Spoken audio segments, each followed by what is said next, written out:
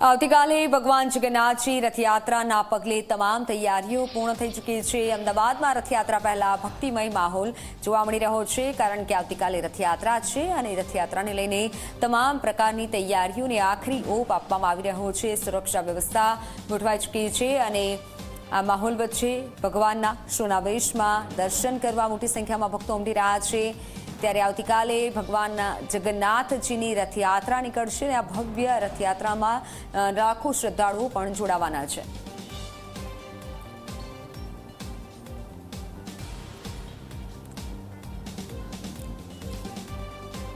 ત્યારે મંદિરથી સંવાદદાતા દર્શલ જોડાઈ ચૂક્યા છે। દર્શલ, હાલ ભગવાનના સોનાવેશમાં દર્શન કરવા માટે ભક્તો ઉમટી રહ્યા છે, ત્યાંનો માહોલ કેવો છે અમને જણાવશો?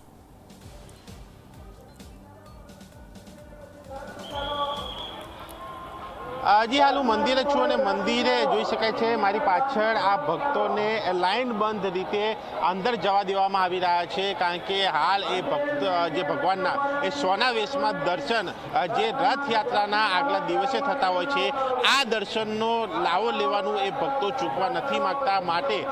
વહેલી સવારથી એ ભક્તોની ભીડ અને અહીંયા જોઈ શકાય છે ચુસ્ત પોલીસ બંદોબસ્ત અને વ્યવસ્થા સાથે આ જે હરિભક્તો જે છે તેમને મંદિરમાં પ્રવેશ આપવા દેવામાં આવેલો છે। તેની સાથે સાથે આ પોલીસ બંદોબસ્ત અને ભક્તોની સાથે સાથે અહીંયા આ જે G24 કલાકની આ સ્ક્રીન એ પણ આપણે અહીંયા બતાવી રહ્યો છું, કારણ કે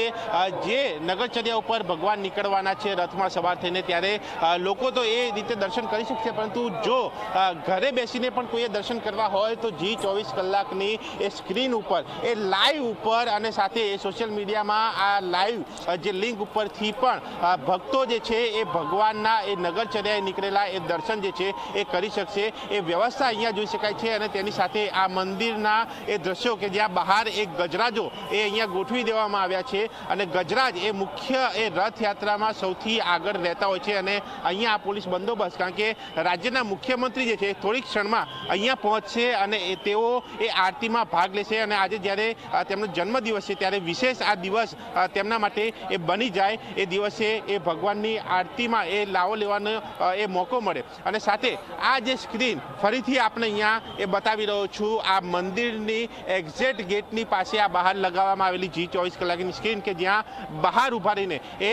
હજારો હરિભક્તો જે છે આ સ્ક્રીન ઉપરથી એ લાઈવ રથયાત્રા નિહાળી શકશે અને જે લોકો ઘરે દૂર દૂર બેસીને પણ કોઈએ જોવું હોય તો એ પણ G24 કલાકના એ લાઈવ પેજ ઉપર અથવા તો એ રીતે પણ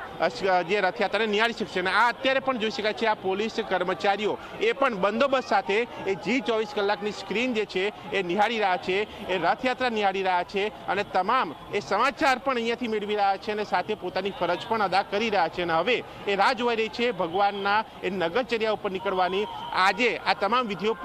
પૂર્ણ થઈ ચૂકી છે અને આવતીકાલે એ વહેલી સવારે એ પહિંદ વિધિ, એ મહાઆરતી, એ મહત્વની આરતી અને એ બાદ વિધિવત રીતે એ ભગવાન રથમાં સવાર થઈને એ નગરચર્યાએ નીકળશે અને ત્યાં હરિભક્તો એ નગરચર્યા ઉપર નીકળેલા ભગવાનના દર્શન કરશે, સાથે આ રીતે પણ ભક્તો જે છે એ દર્શન કરી શકશે। બિલકુલ બિલકુલ દર્શલ, આભાર માહિતી બદલ।